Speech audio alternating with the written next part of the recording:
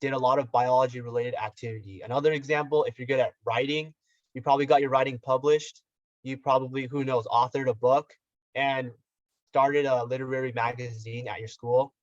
And spikes can also come in the form of music and sports. For example, if you're really good at violin, maybe you performed at Carnegie Hall or got invited to international festivals. And for sports, maybe you are a US national soccer team player and you are a recruited athlete for a top college. And so a spike is essentially the opposite of being well-rounded. Being well-rounded is not, it's a big no. It's not what you want to pursue, because essentially you are allotting even more time to being mediocre at a lot of stuff, and that's not going to help you stand out among the applicant crowd. And so this leads to, why is having a spike important? So top colleges, they want a well-rounded class. What that means is they want to excel in every single area, from different subject fields to music and sports. How they create a well-rounded class is by admitting students who are individually specialized and super good at their own unique areas. They want a kid who's really good at biology. They want a kid who's really good at math. They also want a student who is really good at violin or bass, and also a kid who's really good at basketball or soccer. And another reason why a spike is important is that it helps you stand out. It is the best way to stand out. When you are really good at one thing, the admissions officer will remember you. For example, if you are really good at chemistry, the officer will remember you as, oh, he's the chemistry guy. Or if you are really good at music, oh, that person is the really good oboist or the really good flute player. If you are well-rounded, on the other hand, it is really hard for the admission officer to remember you. You are kind of like all the other boring applicants. They can't really remember you and like put you into like a category or like a stereotype. And the third reason for why a spike is important is that it is the best indicator of future success. The best indicator of future success is through past achievement. It's through demonstrated past success. And that comes in the form of a spike, because a spike is an example of you in high school demonstrating a very deep level of achievement. And that colleges will see that, and they will know that when he gets into college, he will also demonstrate the same level of, or even more of, deep achievement. And that is the best indicator of future success. Yeah, well, to sum it up, basically, you don't want to be a jack of all trades. And ultimately what colleges are looking for is they're looking for specialists, not generalists. So that's what you have to, that's kind of going to be your strategy going into formulating your extracurricular activities and such. Yeah, so let's move on. Yeah. All right, so how did we build our own spike? So first off, this is one of the most important points, is that we started planning early, and we also found our spikes early. Personally, for me, I took AP chemistry in freshman year, and I found that I was decently good at chemistry, and I also enjoyed the subject. So from freshman year, I knew that I was going to pursue chemistry throughout high school. Now, what did my activities look like? So I was an organic chemistry research intern at Scripps Research for two summers, my sophomore year summer and my junior year summer. And from that, I co-authored 2 published papers and also presented my research at the regional science fair. I was also a computational chemistry research intern at UCSD, where I did that my sophomore year. That was my first research experience. And I basically did a lot of computer related work regarding to chemistry there. I also competed in the US National Chemistry Olympiad. I started preparing for it my freshman year, and I qualified my junior year. I founded Science Bowl with my brother, and I was the chemistry specialist on the team, and we were quarterfinalists at the regional competition. I also competed in Science Olympiad. I competed in mostly chemistry events. if you guys know experimental design, chemistry lab, thermodynamics. So these are all like chemistry related events. And I was top 10 regional medalist for these events. Lastly, I was a chemistry tutor for a nonprofit organization that I found, and I tutored refugee and low income students in chemistry. Yeah, and like going along, so basically I also started really early. And I figured out what my spike and trajectory was like freshman year of high school.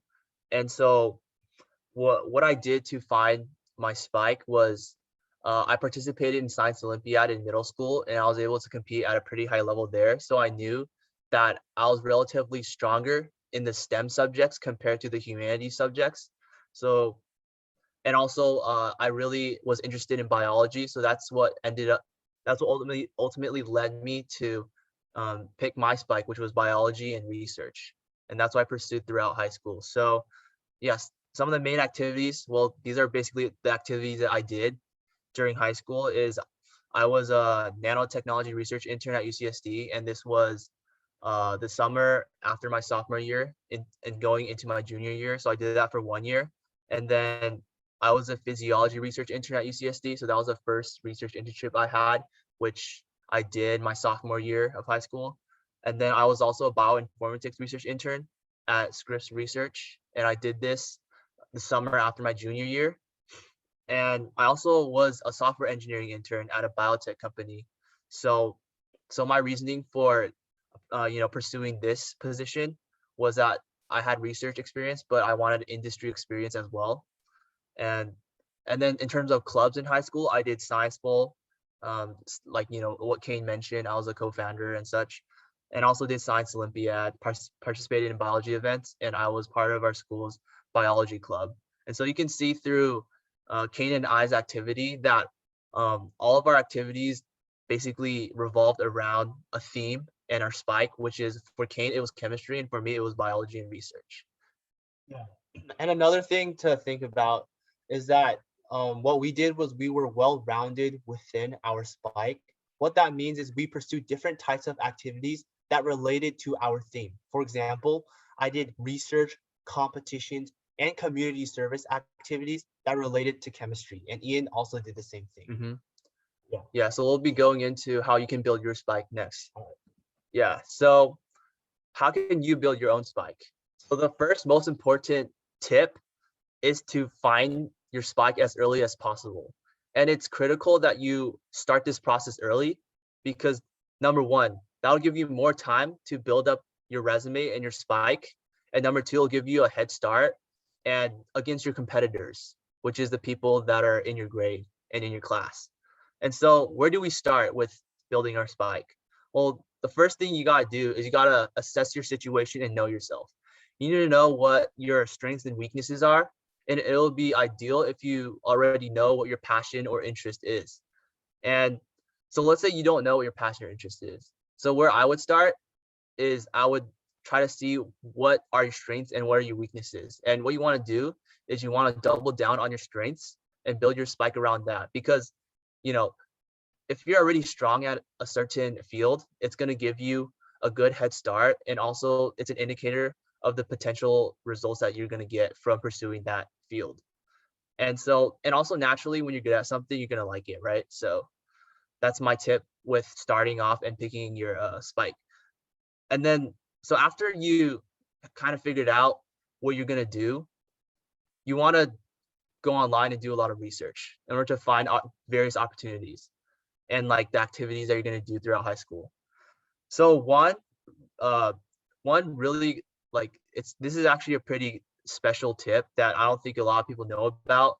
And this is what Kane and I figured out through our high school journey is that you got to use LinkedIn, man. Like LinkedIn is really, really helpful. So why I say that is, so for those of you that don't know what LinkedIn is, it's like a social media platform to network with professionals and people that in certain career fields, and you can connect with people and see what they're doing in career wise and like the resume and stuff. So why it was really useful for me and Kane was number one, we were able to find a lot of people that already got into good schools, and they basically shared what they did in high school on their LinkedIn profile. And we were able to take a lot of inspiration from what they have done and apply that to our own situation as well. And number two, it's a good platform because if you find really cool people that have already done what you want to do, you can reach out to them and you could, connect with them and talk with them. So you can get a lot of mentorship from using LinkedIn. And lastly, LinkedIn is obviously good for finding internship opportunities or any sort of job research opportunities. Like for example, one of the internships that I did, which I was a software engineer for a biotech company, I actually got that internship from reaching out to a CEO on LinkedIn. So I basically just cold messaged him, and then we got an interview, and I became an intern for their company. So it's definitely, LinkedIn is like a really good place to, number one, learn about, take inspiration from other people, get a lot of data points and reference experience, and number two, get the opportunities for internships. And then number two is obviously you got to use Google. And so Google is great for finding the activities that you want to do that relate to your spike, different various competitions that are out there that you can participate in, as well as research programs you can do over the summer. And lastly, it's good for finding contact information for, let's say you want to work in a lab, right? So you can find a lot of different labs around your area through Googling them, and you can cold message or email the professors through, researching about them. And that's actually how Kane and I got our first research internship, was that we basically just cold emailed a bunch of professors, and through that we were able to, get our internship. So definitely take advantage of that. And usually professors are pretty nice, especially if you're a high school student. So they would be pretty open to, talking to you about their research and stuff like that. And then the next point is, so like with extracurricular activities, what do we want to get out of them? So the first thing that is really important that we want to showcase with our activities is commitment. And, college admissions officers really want to see your commitment, because that demonstrates that you're, number one, you're passionate about the subject and you're serious about it. You're not just BSing it and just doing it for a short amount of time. And number two, it shows that you're able to persevere and have that dedication to go and do that activity for a long period of time. So that's the first thing that you want to show through your activities. And the second thing you want is results. And it's pretty obvious, because results are an objective measurement of that indicates that you're doing the activity at a high level. So you want to showcase that to the college admissions officers. And then the last thing that you want to showcase through your extracurricular activities is your initiative and your leadership. And this will be very important when it comes time for you when you have to write college app essays, because when you talk about your activities and your essays, you can basically highlight these characteristics, these leadership experience, and your initiative through those essays. And that leads me to my last bullet point, which is like another way, other than doing a bunch of activities and getting results that relate to your spike, having leadership positions and doing community service projects that relate to your spike is another way that you can enhance it. So like, for example, Kane and I, we had a lot of leadership experience within like clubs that related to our spike. For example, I was vice president of my biology club, and we were both co-presidents of our science bowl club. And then also for community service project, we started a nonprofit organization tutoring, providing free online STEM tutoring. So that was related as well. And so it's important to have these elements in your application too, because you don't just want to seem like a robot to the college admissions officers, where you can just get good grades, high SAT score, do good research, and get high test scores and do good in Olympiads. They want to see a human side to you, right? So you want to show that you care about your community and you care about impacting the lives of others and using your passion to do that. So that's why it's really important to have that community service aspect as well as those leadership experiences. And- Really well covered. All right, wait, Dad and Mom, you guys have anything to add to this? I have a quick question. Yeah. What did EC mean stand for? You are saying EC EC? stands for extracurricular activities. Thank you. And you are saying contact for cold email and message. What the cold mean here? Cold means basically you don't know them, they don't know you, but you just actively reach out. Oh, thank you. Thank you. Yeah, no problem. Yeah, it might seem really daunting at first to cold email people that you don't know, and you might be scared of like how they'll react, but honestly, like a lot of professors, they like the fact that you take the initiative to reach out to them. Yeah. And it's a really good thing. It's also just a good life practice in general to, just have the initiative to reach out to other people. Yeah. Yeah, that's And like you how get a you lot get- more opportunities Yeah. that you wouldn't have gone without reaching out. So definitely I encourage that for sure. Yeah, and also about cold emailing and messaging, it's not something that will work the first time or the second time. For example, with Ian, he got his first internship after he cold emailed over 50 biology professors. And out of the 50 biology professors, only one responded positively. So it's basically a numbers game. However many emails you put out increases your probability of a positive reply. Yeah. Yeah. 100%. So you just gotta like put in the work and Yeah. then repetition, and then you'll get somewhere eventually. Mhm. Yeah. Okay. Okay, so I think we cannot emphasize enough on strategy and also being an early bird mentioned by Ian and Ken. So as for strategy, you have to know yourself, your interest, your strength, and also you need to know what exactly the college is looking for. Then you can find your direction. So it's critical to find the right direction. Otherwise, your efforts may be in vain. So you need to figure out the deliverables around your spikes and create a plan and timeline to manage your journey, because it's not a short journey, it's a four years journey. And also being an early bird can provide you more time to produce more results, and also give you time to adjust your path forward. For example, right now we have the impact from pandemic. If you have a plan earlier, then you will get less impact from such a special event, and also allow you to come back from your failure, because you may have hiccups and failure, and you want to have time to recover, recuperate, and catch up. So these are all the good reasons for being an early bird. All right. And also, as for the information, opportunity, and resources, it's just a Google click away and LinkedIn away, and a call, a message, and an email away. So just take action by yourself. You will see the amazing result from all these approaches.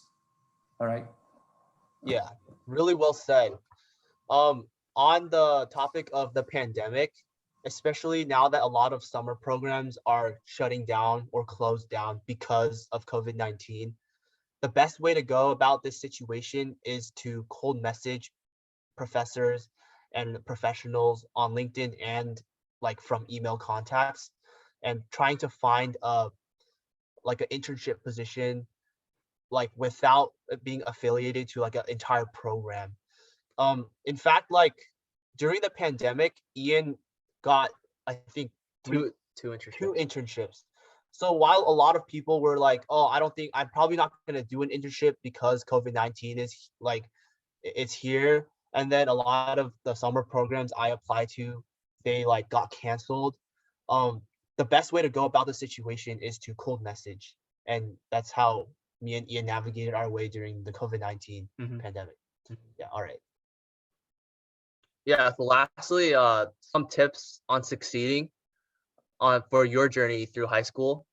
And the one thing that you have to know is, and what Kane and I have seen throughout our high school experience and the people that we've hanged out with and the people that succeed, is that there's one common characteristic among these top applicants, And that characteristic is that you have to be self-driven, self-motivated. And actually, I feel like motivation is not even a good word to describe this, because we know that motivation comes and goes. It's a temporary thing, right? When you're not going to have it every single day. And there's going to be some days where like me and Kane, there's some days where we didn't want to do anything, right?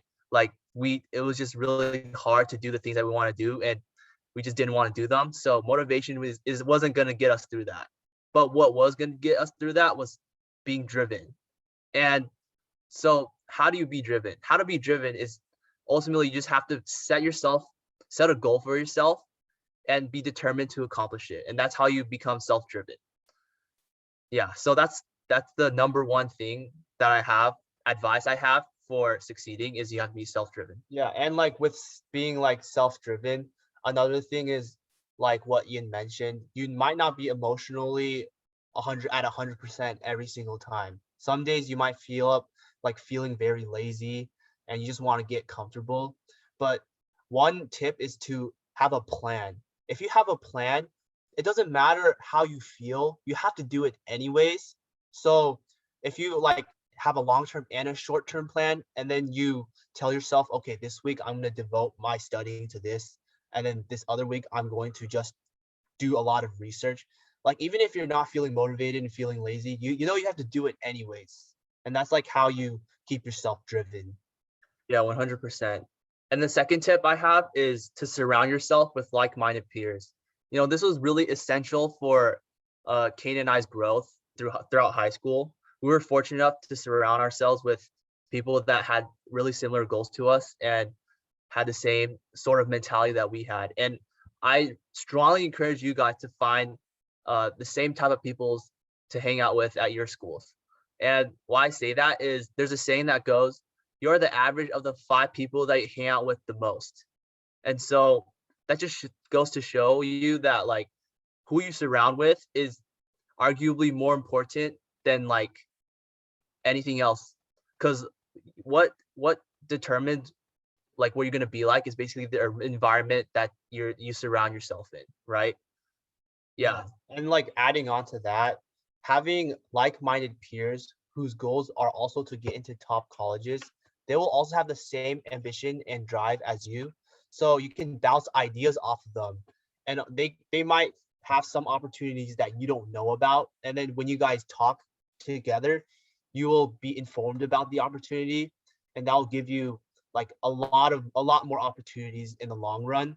And furthermore, if you have like an initiative or an idea you want to start, maybe it's a community service project you want to do, or you want to do a research project with a team, you can ask your friends to join, and then you guys can work together, teamwork, and produce amazing results.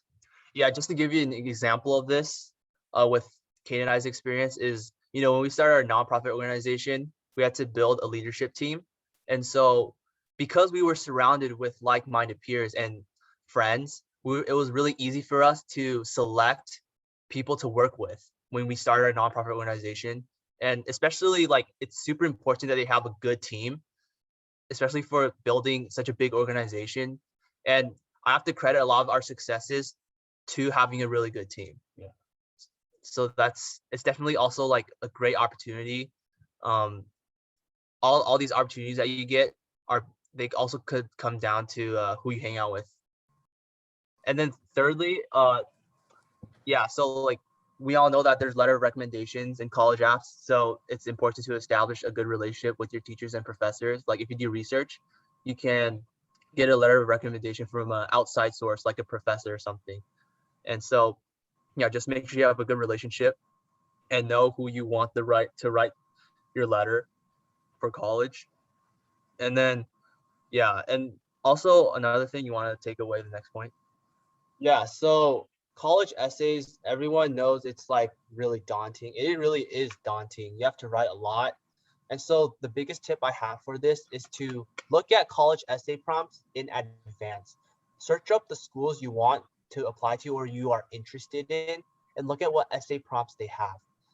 And so the advantage to doing this is while you are going about your high school journey, you are also brainstorming for your essays at the same time.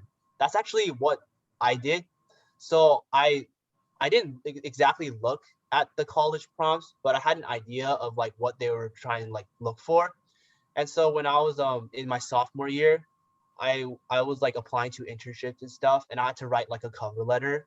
And so I was basically brainstorming like, okay, how can I craft my spike and my theme into a story? And I ended up writing my Common App for applying to college based off of an essay I wrote for finding internships in my sophomore year. So that is definitely like one thing that I think every single high schooler should do. And I think the latest time you should start thinking about college essays is probably the summer before senior year, because you really should like be brainstorming while you do it. And another thing is, if you see a prompt that says like, oh, for example, what have you done to improve your community? And then you realize that, well, I don't think I have done anything to improve my community yet. Well, then you know that you have to do something in order to, you know, be able to apply to that school, or else you have nothing to say. So that's like that's a really huge tip on, you know, how to tackle the entire journey and the college admissions process. So Yeah. Parents, any thoughts? Dad and mom? What I want to say is the peers influence is much more than adults who are parents, teachers, and advisors. So as I see my kids are with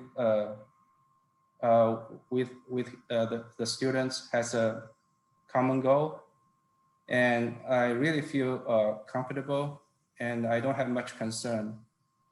So this is very important thing for my kids to be on the right track.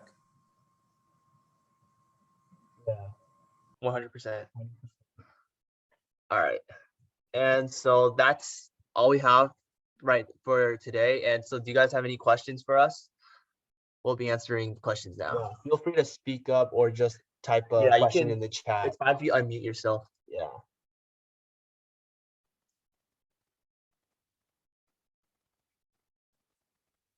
I know you guys have questions. Don't be afraid to ask.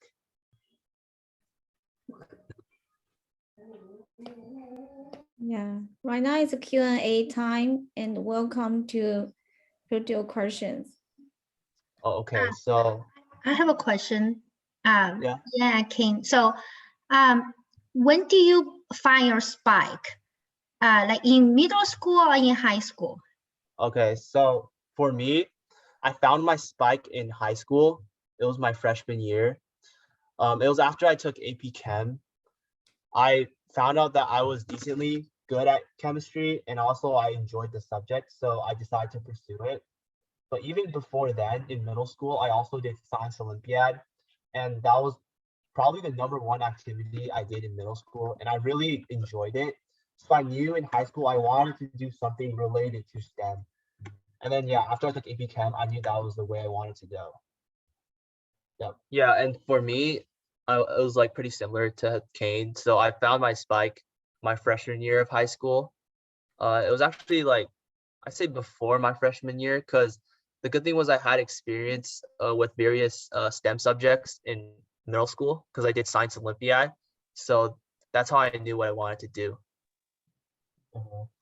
Yeah, I just want to add a little bit more on that.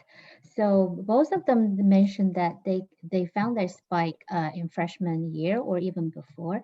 So actually, the middle school 3 years in Poway district is very, very important. Their experience in Science Olympiads, that they participated on are more related to chemistry and biology, and that's where they found their spike is. So I think we're talking about high school life, but actually middle school life is very important too. It built a very good foundation when you step into the high school life. Yeah, and I think as parents in middle school, you can what I found is in middle school, I spend more time to be with them, you know, participate in a science Olympiad events and also be coach, just walk through with them. That really helps. And when they enter into the high school, because like they said, they get more peers are more important, right? So parents' influence are relatively not as much as we have in middle school. So I think, yeah, as parents, probably it's a good idea to spend more time and make more efforts, investment more in their middle school life. We can do the Mm. questions in the chats right now. Yeah. Just like in So, order. so the first one I see is why Yeah. did you pick UPenn and Yale? So for me, I I didn't really choose Yale because it was my dream school. I just it was like almost random. So we both were gonna apply to UPenn early, but we learned that we would be at a disadvantage if we did that. So I just went with another like school that was like around the same level or even better. So like that's why I did Yale. It wasn't like a specific reason. Yeah. Yeah, and so I picked Penn as my first choice because uh so I applied for bioengineering, so I wanted to have a place where I can go to with a pretty good program in bioengineering, as well as prestigious school, obviously. So that was one reason, and also another reason is because we all know that Penn has really interdisciplinary focus. So you know they have a business school, engineering school, college of arts and science, and the cool thing about it is there's a lot of like the opportunities to take dual degrees or minoring, and also you can take classes in from other colleges. So that's what really appealed to me about Penn. So that's why I applied. I think there are more questions in the chat room. Ian, can you Yeah, we're take a going look? through those. Okay. Yeah. Yeah. So how many APs did we take? 13. We both took 13. Okay, another thing is like you might think that's like a lot of APs, but the thing is we started taking AP classes freshman year. We took 2 freshman years. So that's probably why the number is like pretty high. Yeah. And that's another thing that's I think is very important is I really recommend that you take AP classes freshman year. This is really contrary to what like a lot of people say, like especially like your school counselor and stuff. They're gonna scare you off and tell you not to take it. But honestly, like taking AP classes freshman year gives you a really good head start. Number one, just for your GPA, and it gives you like when you're a freshman, you really have a lot of time compared to like when you're a sophomore, junior, or senior. So it gives you more time to focus on your classes as well. And so taking AP classes freshman year is really good for, you know, building a base for your GPA, so that let's say if you don't do as well in your classes sophomore, junior, senior year, at least you have a little bit of a boost from your freshman year. And another reason why you should take AP classes freshman year is like what Kane said, he took AP Chem and that's how he found his spike. So you can find your spike that way as well. Yeah, so the next question is how did we manage our time doing all of these things? So the first thing I like to point out is when you have a spike, it actually makes time management even easier because when I studied for chemistry Olympiad, it helped me with every single other facet or activity that I did. It helped me for science Olympiad and science bowl. I pretty much didn't even have to study for those because chemistry Olympiad covered all of it. And another thing is that I'm not doing all of these activities at the same time. You can almost split it up into seasons. During the summer, I was more focused on research and running my nonprofit organization, building it up. While during school, obviously, I was doing a lot of classwork. And also, I was studying for chemistry Olympiad and all those other competitions. Doing clubs as well. And doing clubs. But it was more of like it's seasonal. Yeah. I'm not doing everything at the same time. Yeah, just to add on, same thing with me is spikes are actually very effective because you're killing multiple birds with one stone. So the fact that I'm studying for biology Olympiad also means that I'm preparing for science bowl. I'm preparing for science Olympiad. I'm getting the basis knowledge I need to do research. That's right. Yeah. Yeah, and then general time management tips is like you just gotta like don't play video games and cut out all the distraction. Make sure you plan your day, stick to a routine, and it's gonna be boring, but you just gotta repeat the same things over and over again. Yeah. Just make sure you have the self-control. Yeah, I I think guess. this is another question that's really important. How do you build a relationship with the school counselor? So just to let all of you guys know, everyone is required to have a letter of recommendation from the school counselor in order to apply to college.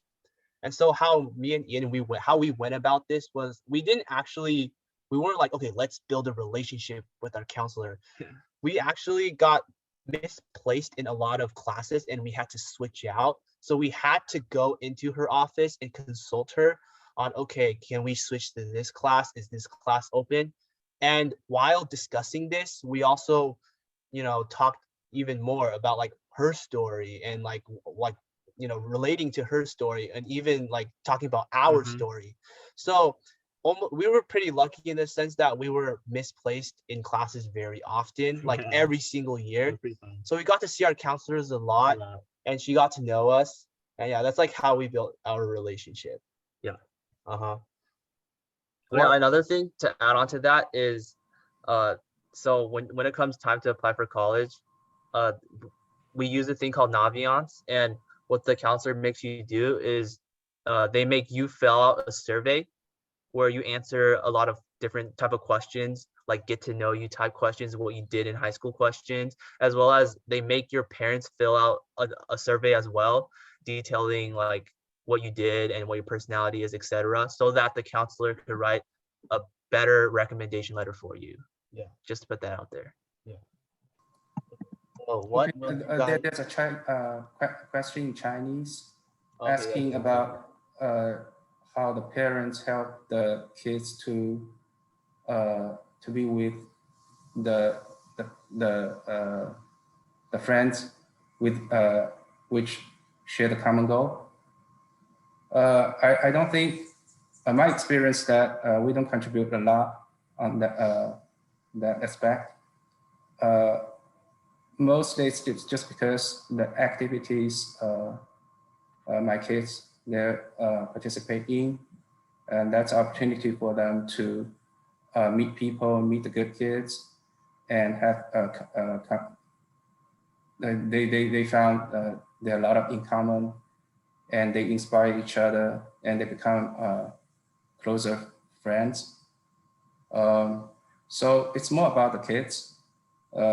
Of course, if the parents they perceive that maybe my kids is with some kids really getting to the video game, and it's quite obvious that that's kind of distraction. Maybe just remind the kids that you need to think about it. But most likely it's up to the kids because we're not going to the school with the kids. So when they decide what they need to do and they determine their goal, more likely they will be with the kids with the common goals. Yeah, agree 100%. Yeah. Yeah, what it comes down to is ultimately it's the kid's decision of whether or not they want to pursue this goal. And what the parents can do is they can encourage that, right? And support their kids through that.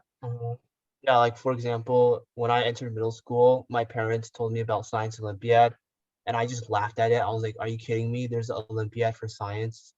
But like they encouraged me to do it. I just did it anyways. I didn't have no expectations, but I ended up liking it, and I made friends with a lot of people who did that and also did other like similar activities. So that's, yeah, basically encourage your kids to do it. Yeah.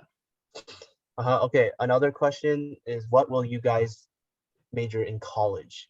So I'm undecided. I don't know yet. I applied as a chemistry major, but I do plan on, exploring my other interests before committing to a major for like my entire life. Yeah. Yeah, and as you can tell from like my high school journey, I got in for bioengineering. So I'm in the engineering school. And well, same as Kane, I'm open to changing. So, but right now I'm going in for bioengineering. So how did you guys balance out Yeah, I'm soccer reading and that. your other spikes? Yeah, activities. Yeah, so for me, I played soccer throughout high school, and I was playing academy my junior year. So that's like an insane time commitment. In perspective, 4 practices a week, all of them around 2 hours, and I had to drive there, which the drive was like an hour, and the weekends were just games. So I couldn't do anything on the weekends. How I did that was I would wake up early around 6 a.m. and I would knock out some homework and then go to school. And then during school, I would play a game where I tried to finish all of my homework before school ended. So I would be, obviously I'm still listening in class, but whenever there's leftover time, I would be doing homework. And then during lunch, I would also be doing homework. And basically just any little window that I had, I just squeezed in homework. And then right after school, I went to the gym, and then that was for like an hour, and then I went back home, and then I probably have around 1 to 2 hours at home, and that I would be doing homework for those 1 to 2 hours. And then I had to go to soccer practice, and then soccer practice is like a 1 hour drive, and then 2 hours, and then a 1 hour drive back. And when I get home, it's around like 10, and I have to go to sleep. So like I had to sleep early to wake up early. So basically just squeeze in as much homework as you can get done like at school. Try to finish all your homework before school goes out. Yeah. Oh yeah, and also like what I would do when I wake up in the morning is I would force myself, like that's when I did my extracurriculars. That's when I studied for like chemistry Olympiad. Because like I could make the excuse that I don't have time to study for chemistry Olympiad because I had like AP classes and soccer, but I had to make time. So that's why I woke up early. So there's no excuses that, oh, I don't have time. That time block in the morning was devoted to studying for chemistry Olympiad. Yeah. Yeah, and just to add on to this, a lot of what people are struggling with time management is it comes down to the fact that they overload themselves with AP classes that are super hard, right? We have people taking 5 AP classes and stuff like that. But I'm just here to tell you that you don't have to do that.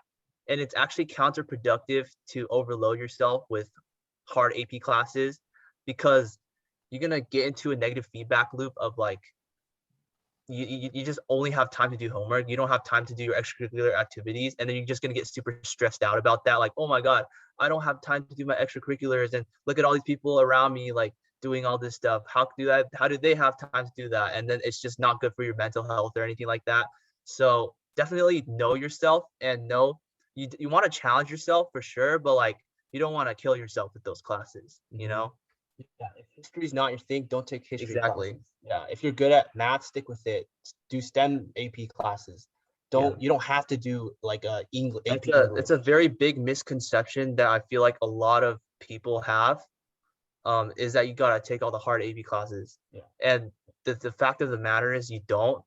And I was actually like, one of my neighbors was a college admissions officer, and I was talking to her once, and she told me that straight up, all they look at initially is your GPA. So as long as your GPA is above a certain threshold, they're gonna read your application, right?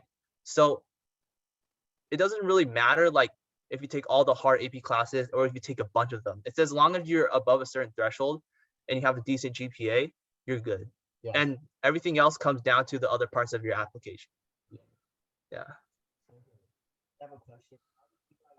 Summer activities at middle school to help you find your spots.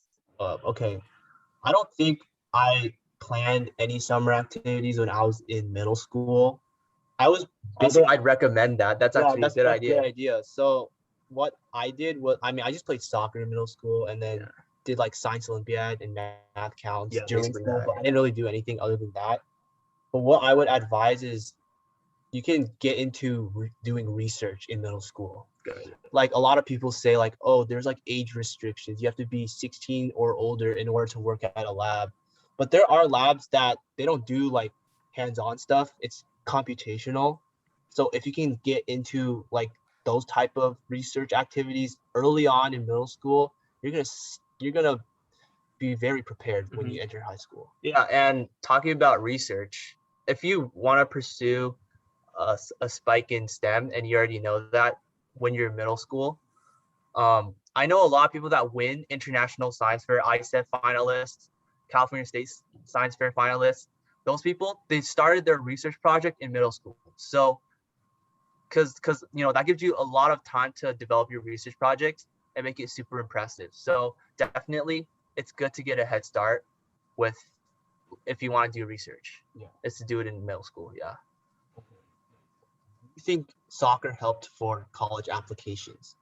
So for me, my original plan was I wanted to get recruited for soccer, and I was like getting actively, I was like on the list for some colleges. I was being actively recruited by some, like for example, Princeton, Dartmouth, U Chicago. But COVID-19 hit, and that meant that I couldn't travel to their schools to play at the ID camp. So it didn't work out, and I wasn't recruited. So to be honest, no, soccer did not help me in my college application process. It was the last activity I listed on my application. Even I was playing like at the highest level. It was not the strategy I went with. It was not the spike that I went with. Yeah, what I have to say is unless you're trying to get recruited to play college soccer or any college sport, the sport is not really going to help. Yeah. You know? Yeah. Like if you're playing high school, like it's okay to play it for fun, Yeah, you can do it but for fun. you have to know that if you're like high school sports are very time consuming, and if you're sacrificing your academics for that, then I don't think it's a worthy investment. Yeah. Okay, what are AP courses suitable for freshman year? This is like a subjective question. Everyone has their own strengths, but generally my advice is ask upperclassmen what AP classes are easy and what AP classes are hard. You'll get a good idea of it. For Del Norte specifically, like I don't want to comment too much about it, but if you guys are interested in doing AP Chinese, I would recommend doing AP Chinese freshman year. Yeah, that's like the one class That's what we did. That's what we did, and I think everyone it's doable. Yeah. And then Kane took AP Chem freshman year. Yeah. And I took AP Biology. Yeah. But those classes, it's like it depends. It depends on your situation. Yeah. You don't have to take them. Uh-huh. I know people also took AP Calculus AB freshman year, but honestly, I think that's overkill, but it's fine. Okay. If you're good at math, you should do that. Unfortunately, my 9th grade. Do you both max out during 10th, 11th grade for AP? Okay, this question, like, it's kind of hard to answer.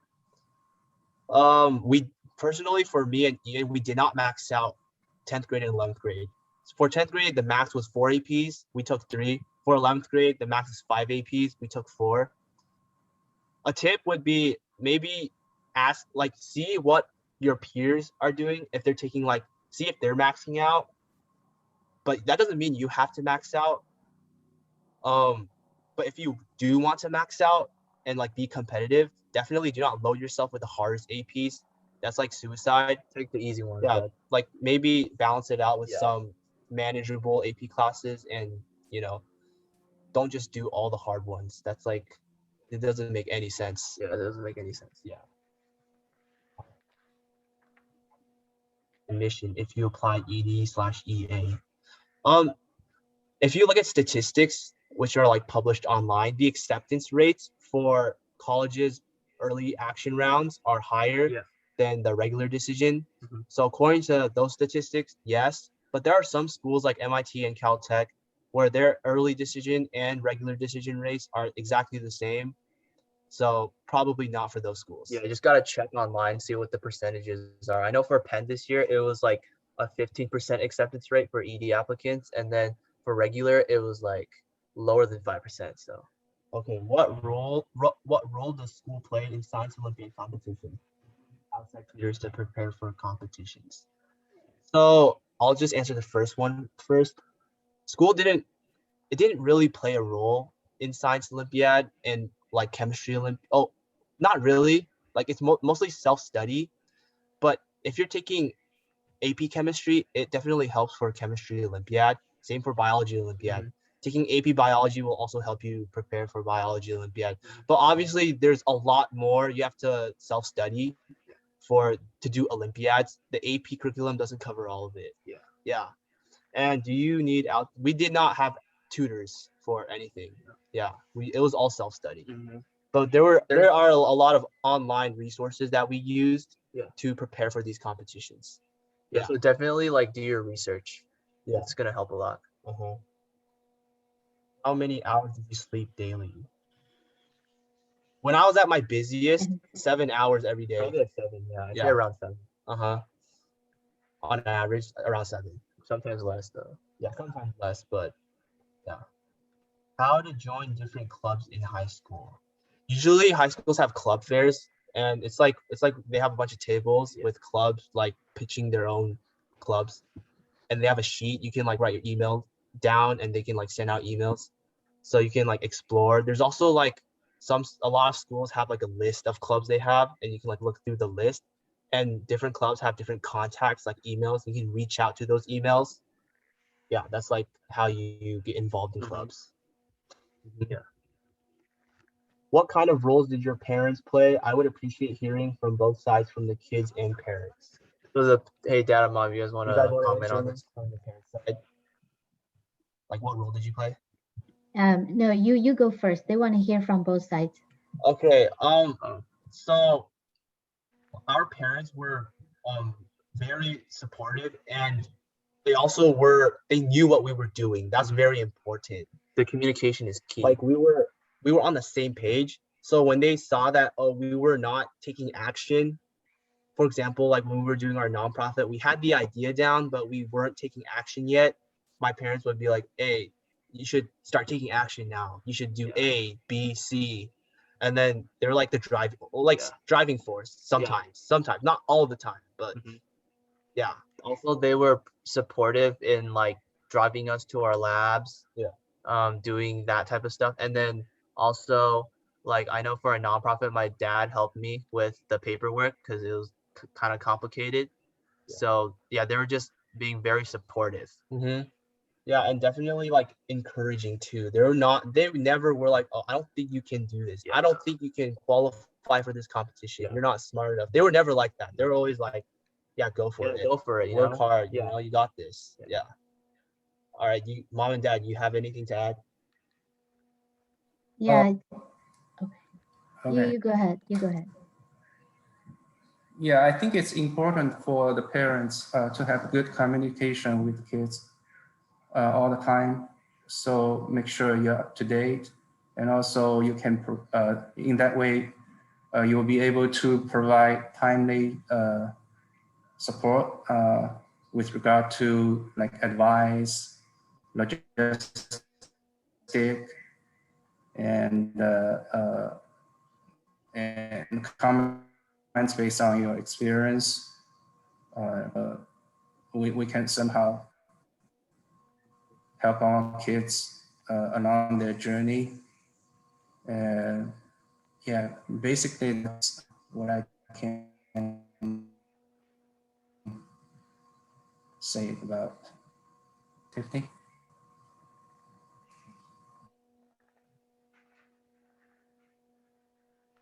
So I think Go on, mom. can you hear?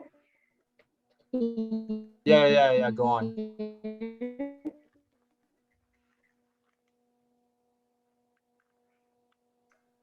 As parents, when very important to be a listener, just listen what they need, what they're thinking, and then what they want, and what goals are, and then just time try to as well. It's not easy, but just do our best to support. sometimes small talks are very important as well. For example, and on the way driving them to the lab, just chat. For example, because I majored in chemistry as well, and working biotech, so I can perhaps have a more deep conversation on the subject that they're working on, the project they're working on, and just have small talks, little chats, and to know where they are, and you will know what they need from you. And sometimes when they have, hard time or low, then we can, pray together. That helps a lot too, because fundamentally, we know that they know, um, we can always pray to the God, to our God, to help out and just do our part. All right, yeah. All right, so the next question is, have you experienced very hard times in high school and how did you overcome it? So yeah, I did. So my hard time was that I got injured when I played soccer. I sustained a lower back injury around, I think, my freshman like fall, no, spring of freshman year. And so this injury set me back. Like it was basically it was a chronic injury and I couldn't fix it. I went to like 3 different doctors and like nothing worked. So I was like dealing with that injury. I still played for like another year or two, just like with the injury, but it was like really on and off. So I would come back and play, but then it would get worse again, and then I had to rest, and then the cycle just kept continuing like that. And then at that point, I knew like soccer, like my goal was to play college soccer, obviously, but with this trajectory, it wasn't a practical thing anymore. So I had to face the reality of my situation was that I was spending time on something that I am not going to get a result out of, right? Even though I was passionate about playing soccer and it was my dream to play college soccer, let's face it, it's not going to happen because I was like injured basically. So I had to deal with that, and basically I had to drop soccer in order to focus on the other aspects of my application. So yeah, that was basically my adversity. And so one big tip or advice or lesson that I learned coming out of this experience is that you have to have the ability to pivot. And what I mean by that is sometimes things are not going to go the way you planned, and you're going to have to adapt to that situation. And sometimes adapting to that situation means that you have to change your goal slightly. You got to change your plan a little bit and move around it in order to get past it. So that's a big tip I have for you guys.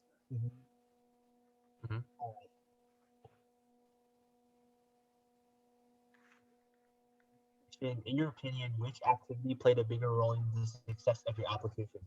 Competition or research? Okay. For me, 100% it was research. So why I say that is because I had a lot of research experience. I worked in 3 different labs, and then also most of the major results or awards that I got were from my research activities. So the good thing with research is you have the opportunity to get published, like co-author publications, as well as you can do an independent research project and compete at science fairs. So that's what I did. And so I had 3 co-authored publications, and I also got various awards at the regional science fair. Definitely, research is slightly more than competition. I actually got a personal message written to me by the admissions officer, and they clearly said that my research in chemistry really stood out, and it really helped me be like a very seem very passionate about what I was doing. So definitely research. Yeah, and I would say like there's definitely pros and cons of doing both, and you should definitely do both. So like the good thing with doing competitions is that it's like an objective measurement of your capability. Like if you're winning awards in like Olympiads, let's say, it shows that you understand the material at a really high level. And so that's a good thing about competition, is that it's very objective. But the good thing about research is that you're pursuing your passion in a way that's impactful to the community, right? You're helping with scientific discovery and pushing the the forefront of the scientific community and stuff like that. So it's good to show that you're actively like contributing to your community in that way. So that's what research does. Okay. How did you apply for internship opportunity? How early did you start to apply? So, I didn't really apply to internship opportunities. I seeked opportunities, once again, through cold emailing professors. And in detailed, how I did that was I went on the UCSD website. I was interested in chemistry, so the chemistry department's website. I looked at the faculty, and you can look at their labs research, and you can read what research they do. And if for the labs that I was interested in, I would just reach out to the professor, just introduce myself, say like I'm interested in whatever research they're doing, attach a resume, and then say like, oh, can I like intern at your lab? And then it's like really simple. Yeah, and also there's a lot of research programs, summer research programs out there, so you can find them and apply to them. So for my second research program, it was called the Summer School of Silicon Nanotechnology, and it's called SSSIN for short. It was run by Professor Saylor at UCSD, and so I applied to their program and I got in for that. And yeah, I highly recommend that program, by the way. So any of you, you guys should check that one out.